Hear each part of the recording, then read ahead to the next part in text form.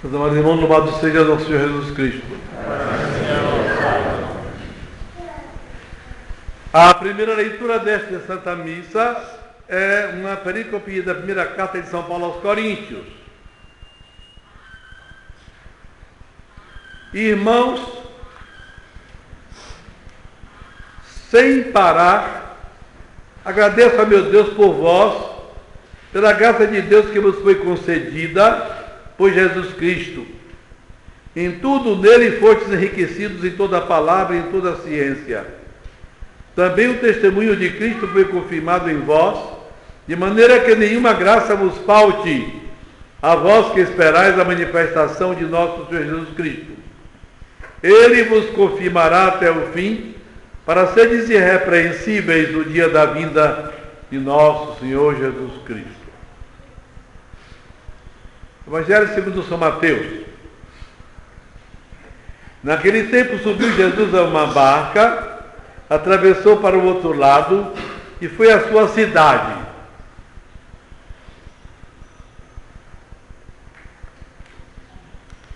E eis que lhe apresentaram um paralítico prostrado num leito, e vendo Jesus a fé que eles tinham, disse ao paralítico: tem confiança, filho, teus pecados lhe são perdoados. Pensaram logo alguns dos escribas em seu íntimo: este homem blasfema. E Jesus, penetrando-lhes os pensamentos, disse: por que pensais mal em vossos corações? Que é mais fácil dizer: teus pecados te são perdoados, ou dizer: levanta-te e anda? Pois para que saibais que o Filho do Homem tem na terra o poder de perdoar pecados, disse então ao paralítico: levanta-te, toma teu leito e vai para a tua casa. E ele levantou-se e foi para a sua casa. E as multidões, vendo aquilo, encheram-se de temor e davam glória a Deus, que tal poder confiava aos homens.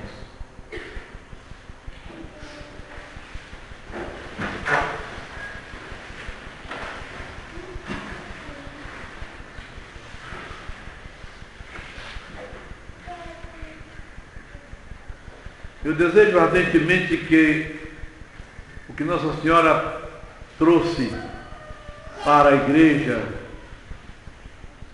nas suas grandes intervenções universais, isto é, em 1830, com a medalha milagrosa, a Santa Catarina Labouré, em 1846, a aparição impressionante e apocalíptica de La Salette, a Maximino e Melânia. E em 1858, em Lourdes, a Santa Bernadette Soubirous. E em 1917, a Lúcia Jacinta Francisco, em Fátima, sendo aparições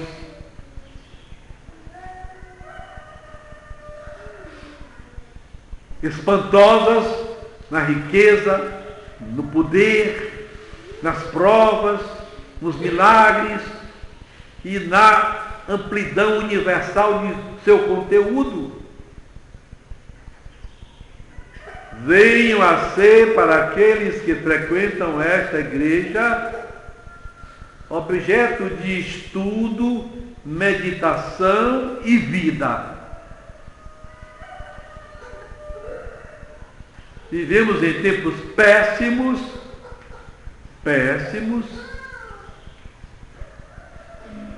tempos de pecado, tempos de blasfêmia, tempos de heresia, tempos que parecem ser vizinhos ao fim do mundo, tempos apocalípticos, e não podemos deixar de nos cuidar, de nos cuidar, para não acabarmos sendo afogados também. Cada mensagem em Nossa Senhora, em Paris, a Santa Catarina, em La Salette, a Maximina e Melânia, em Lourdes, a Santa Bernadette, e principalmente em Fátima, a maior de todas, aos 3 pastorinhos, particularmente a irmã Lúcia, devem ser objeto de séria leitura, séria meditação, para produzir séria conversão e nos defender da perdição.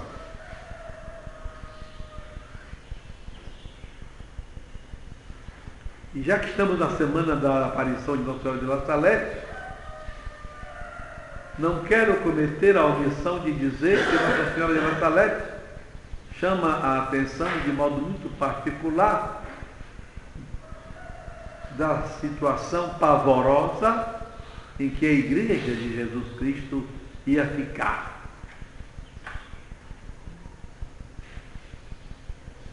E o ponto culminante das advertências de Nossa Senhora, que aparece chorando sem consolo, derramando abundantes lágrimas na vista dos 2 meninos, que nem sabiam que era Nossa Senhora, coisa que ela vai falar-lhes.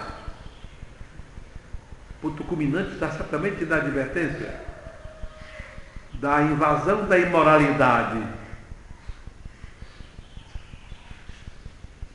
até mesmo dentro da igreja, até mesmo dentro de seus ministros. Quando ela chega a usar uma expressão fortíssima, os padres se transformarão em cloaca, em esgoto de impureza.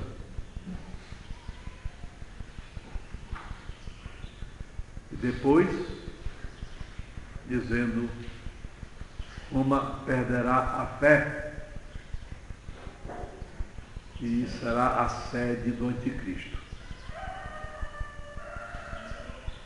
É necessário meditar com seriedade no que nossa autora diz, palavra por palavra, nas 4 aparições. Palavra por palavra. E são aparições comprovadas, estudadas e todas aprovadas oficialmente pela Igreja.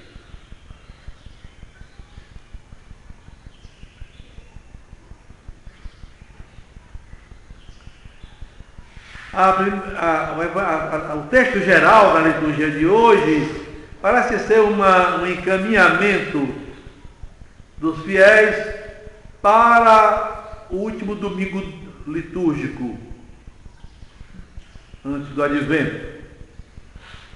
Conteúdo da visão do fim do mundo, do juízo final. E para nós, depois de 2000 anos de ensinamento da Igreja, se pode colocar mais facilmente, mais claramente,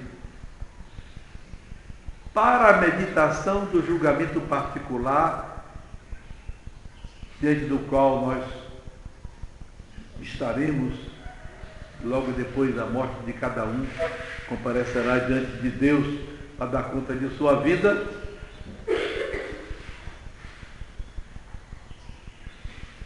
E a salvação eterna e a perdição eterna. Para que, na medida em que a graça nos é dada, nós levemos mais a sério a nossa conversão, e uma vez convertidos, o modo santo pelo qual nós devemos andar. Nós pertencemos à igreja verdadeira. E a igreja verdadeira é a única igreja que veio de Deus. E não veio de Deus só para nos ensinar, que já era muita coisa. Veio de Deus para nos colocar no ritmo correto de morreu, salvou-se.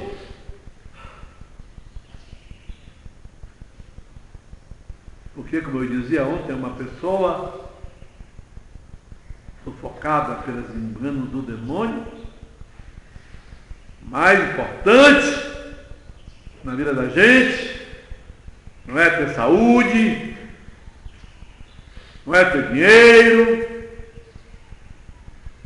não é ser bem tratado pelos outros. Mais importante é, morrendo, não irmos para o inferno, irmos para o céu. E na medida em que a graça vai entrando em nossas almas, a nossa obrigação vai aumentando. Nós temos necessidade de uma vida mais elevada, na medida em que nos é concedida a graça de ver. Por isso que Deus vai cobrar tanto dessa gente que está aqui, morando nessa casa. Ai, ai, ai.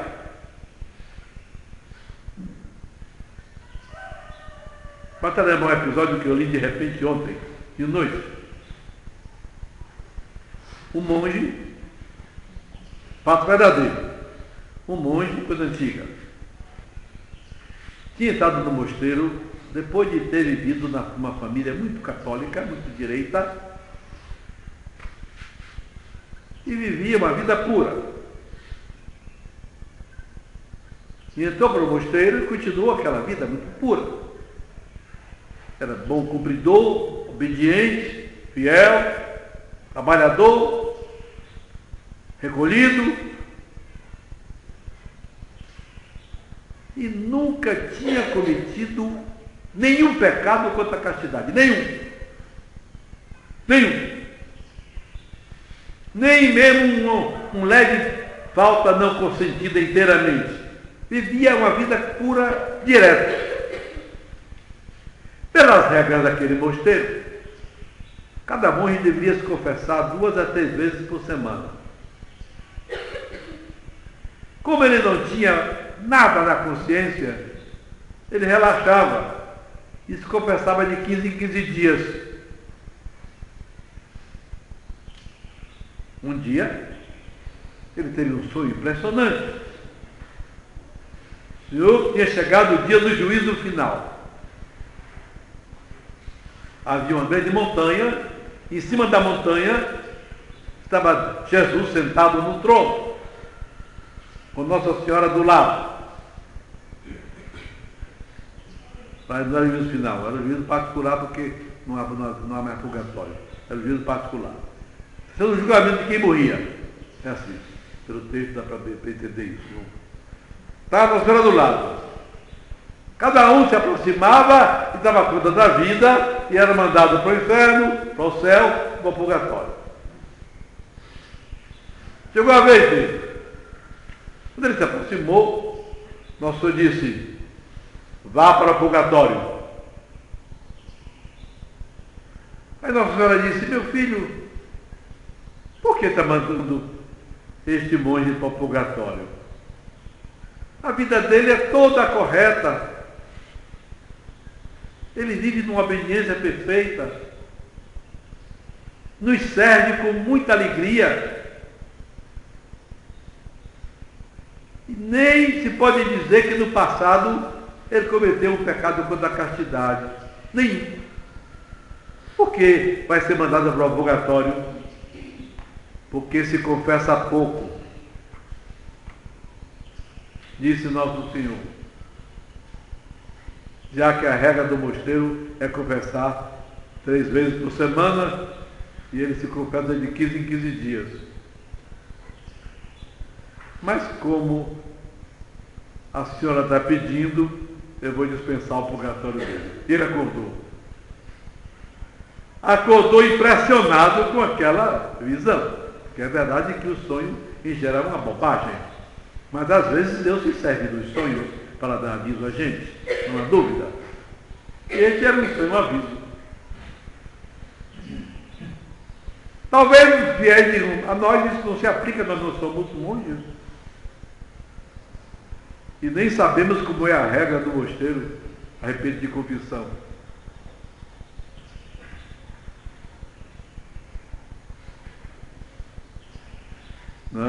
serve por aquilo que eu dizia antes. Cada um de nós vai dar conta a Deus de ter correspondido às graças que Ele vai dando, na medida em que Ele vai dando. E se é verdade que nenhum de vós é monge, é verdade que vós vindes aqui todos os domingos ouvir a palavra de Deus. Todos os domingos. Para ouvir e dizer, desculpem o advérbio, tolamente que o padre falou bonito, e ele acreditar? Não.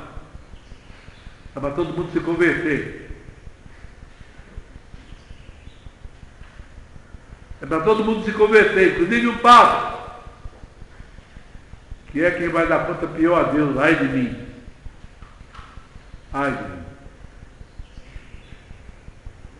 Porque recebe mais para si e para distribuir. Então São Paulo está chamando a atenção dos fiéis de Corinto para que eles estejam atentos para a graça que receberam de ter Jesus Cristo, dada pelo próprio Jesus Cristo, nas verdades católicas que eles aprenderam. E procurem seguir direito. São Paulo parece que faz uma ironiazinha no texto, quando fala no progresso deles da palavra, que os coríntios eram muito bobos com relação à palavra. Gostavam muito daquele palavrório grego. Quando São Paulo e Santo Apolo vão pregar lá, e Santo Apolo tem uma pregação mais bonita, São Paulo mais simples, eles ficam preferindo: ah não, eu sou tipo de Apolo. São Paulo dá uma ironiazinha, não é a palavra muito que interessa, é a verdade. Acorda? Então, na medida em que a gente aprende, nessa medida a gente tem a obrigação de seguir, prestando atenção ao que Deus vai falando conosco. Cada um na medida da graça que recebe. Tenha medo de não dar conta. Tenha medo de não dar conta. Quanta graça se recebe. Que às vezes o meu vizinho, o meu irmão, o meu amigo não recebe nem metade da metade da metade. Isso é brinquedo? Não é não. Não é brinquedo não. Isso é sério. Evangelho. O Evangelho narra a cura do paralítico. O homem estava na cama, foi levado numa padiola para Jesus curar. São poucos os casos de paralíticos que o Evangelho conta de cura de Jesus. Talvez 4. A cura desse, daquele servo do oficial.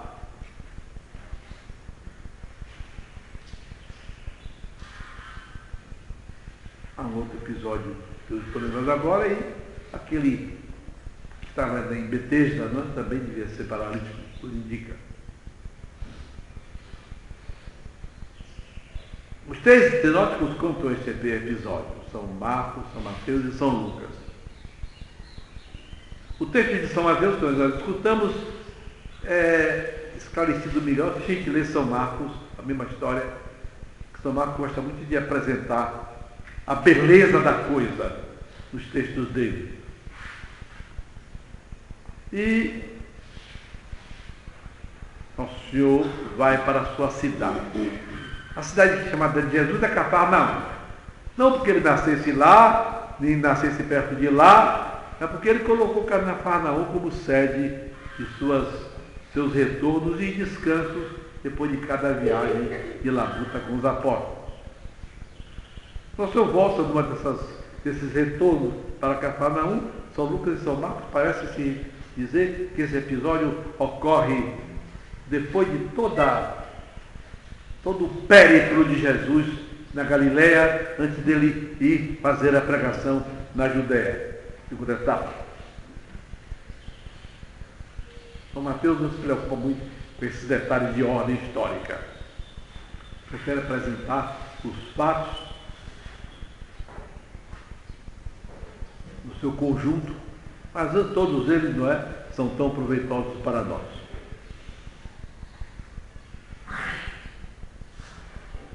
Juntando com o que São Marcos conta, Jesus está na casa, exatamente na casa onde ele ficava, a casa dele, com os apóstolos, e ao saber a notícia que ele tinha chegado, a multidão invade tudo. As casas dos judeus eram mais ou menos assim. Havia, muitas vezes era um vão só, a casa interna, uma espécie de pátio exterior, que às vezes era ligado com o das casas vizinhas, com um muro e um portão na frente para fechar. As casas em geral, as casas eram cobertas de maneira muito curiosa. Eles colocavam pranchões em cima das paredes, depois colocavam galhos variados por cima desses pranchões e depois pegavam barro cozido, molhado e iam ajeitando ali em cima para aguentar mais ou menos a chuva. Eram casas frescas, lá é muito quente, e esse telhado ajudava a não ficar muito quente o ambiente interno. Essa parte de cima da casa era muito ocupada, as mulheres colocavam muitas vezes fruta para secar, figo, ameixa, coisa para secar, também às vezes até um piso forte que dava para andar por cima, não é? Estar lá em atividades outras, e para lá se ia por uma escada que não era interna, mas externa, do lado de fora a escada. A não ser quando as casas eram feitas em ladeira, e a posição da casa fazia com que o teto ficasse próximo do nível e dispensava a escada. Chegam esses homens, 4 homens, bondosamente, com esse paralítico. Aí não tem como chegar perto de Jesus, que a multidão é imensa, está tudo cheio de gente, dentro, a parte externa, tudo cheio. Eles então resolvem subir com o paralítico pela escada e abrem o teto, que não é muito difícil abrir esse teto que eu acabei de descrever. Fazem um buraco e com cordas descem o paralítico para a frente de Jesus, ao espaço de Jesus e aquela gente que, ouvindo Nosso Senhor pregar, descem. Jesus deixa o homem no chão, ali naquela maca, naquela padiola. E Jesus então diz a ele: tem confiança, filho, os teus pecados te são perdoados. Esse modo de falar de Jesus me faz lembrar um episódio da vida de Santa Margarida de Cortona. Santa Margarida de Cortona foi uma pecadora, uma mulher que viveu com um homem sem se casar durante muitos anos, sabendo que era pecado aquilo, e que depois o companheiro foi assassinado por uns ladrões, e ao ver o companheiro morto, sem ter se arrependido, sem ter se confessado, e portanto tudo indica tendo ido para o inferno, ela fica tão horrorizada que larga o palácio em que morava com ele, era rico, e volta para a casa dos pais.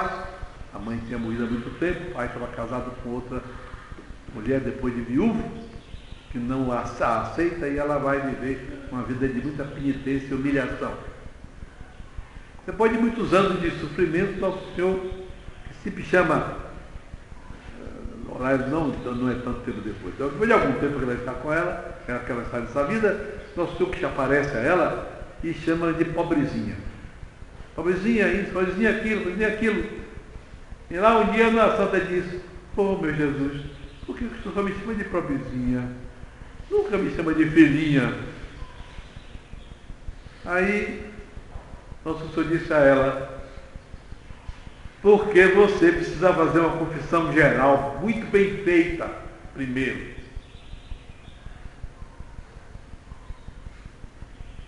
Ela então se preparou e levou 8 dias confessando com o Pai. Depois da confissão, que ela foi comungar, depois da comunhão, nosso Senhor disse, filhinha, e ela ficou toda feliz com aquela palavra, com uma verdadeira música que ela escutou e que não saía do seu ouvido o tempo todo. Nosso Senhor tinha chamado de filhinha depois daquela confissão geral. Jesus chega ao homem para ser curado da paralisia. E nosso Senhor, em vez de curar a alma da paralisia, perdoa os pecados do homem.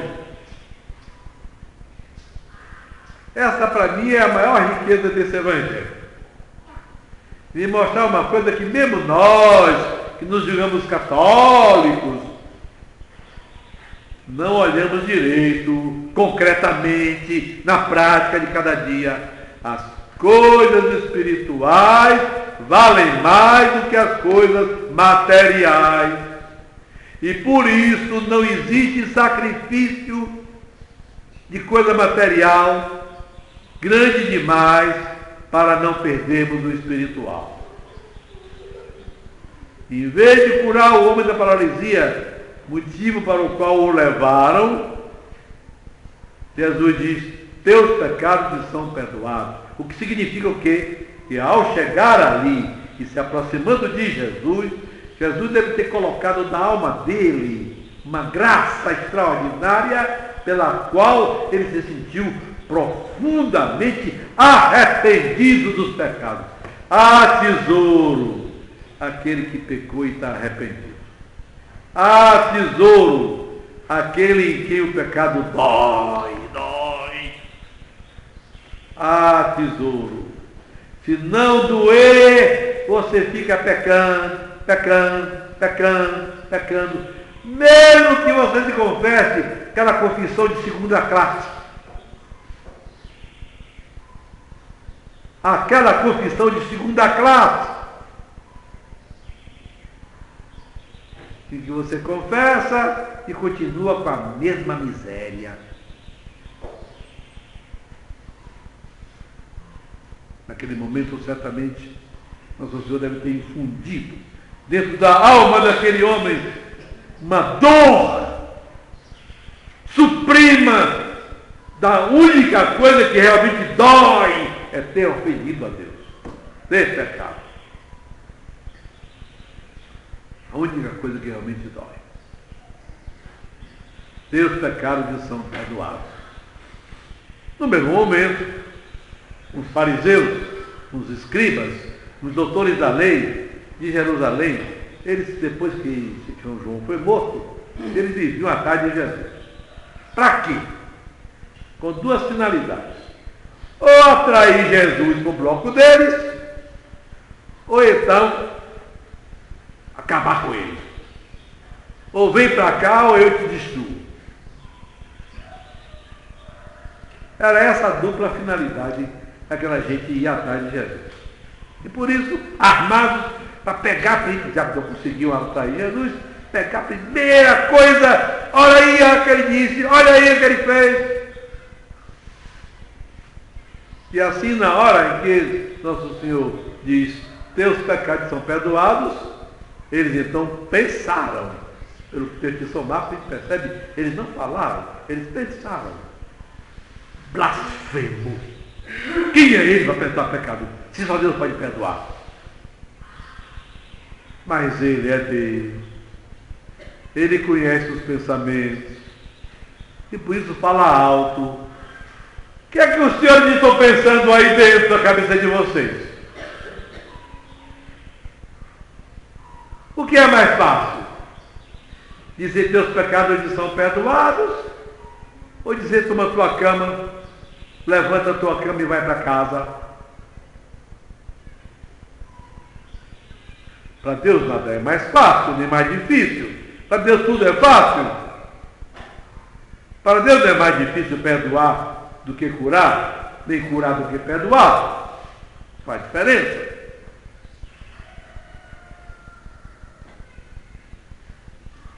Mas como alguém podia indevidamente dizer teus pecados estão perdoados e não estarem?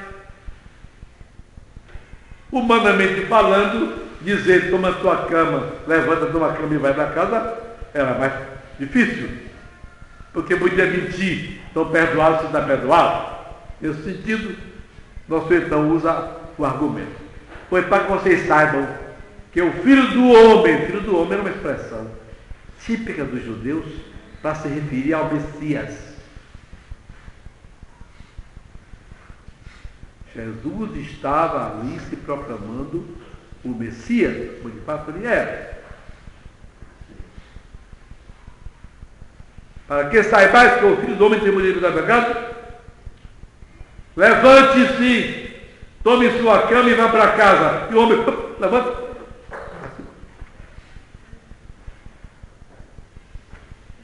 Acabou a doença, acabou a fraqueza, leva a cama para casa. E aquela gente se converteu. Quando a gente não quer se converter, ninguém converte.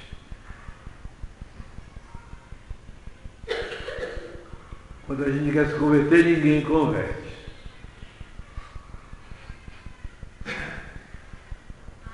A pessoa arranja qualquer desculpa e se tranca no seu pecado, na sua vida errada. Se tranca. E aquela pobre gente estava toda cega. Porque a gente vê no final que o povo ficou espantado. Que coisa! O homem se levantou bom e saiu com a cama nas costas. Como Deus é grande de que dá a um homem o poder deste. Não enxergaram que Jesus não era apenas um homem. Não enxergaram. Eis aí, meus irmãos, aonde eu desejo ardentemente que vós chegueis à fé. A uma fé firme, segura, que vos impulsione a caminhar para Deus, que vos deixe na cabeça esse princípio. Eu preciso me salvar. Eu não quero ir para o inferno. Então, o que é que eu preciso fazer? Faço tudo. Faço tudo para me salvar e para não ir para o inferno. Faço tudo. Eis aí a grande lição deste domingo, dado a nós na meditação desses formosos textos que nos são apresentados, e que Ele nos converta. Que Nossa Senhora da Salete abra nossos olhos. É tão duro ver as almas resistindo a Deus. É duro. É duro ver as almas deturpando as coisas.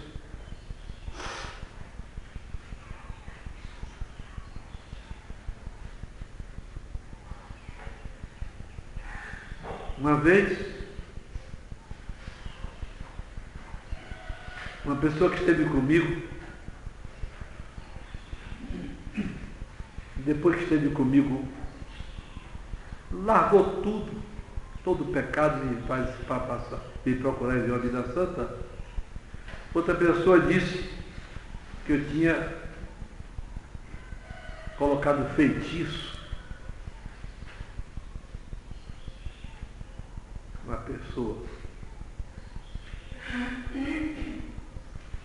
Quer dizer, virei feiticeiro.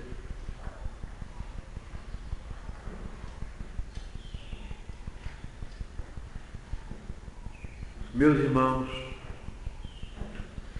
na medida em que nós nos convencermos das verdades católicas, e da necessidade de nos salvarmos, nessa medida devemos ter a coragem completa de buscar Deus sem pena de fazer sacrifício nenhum.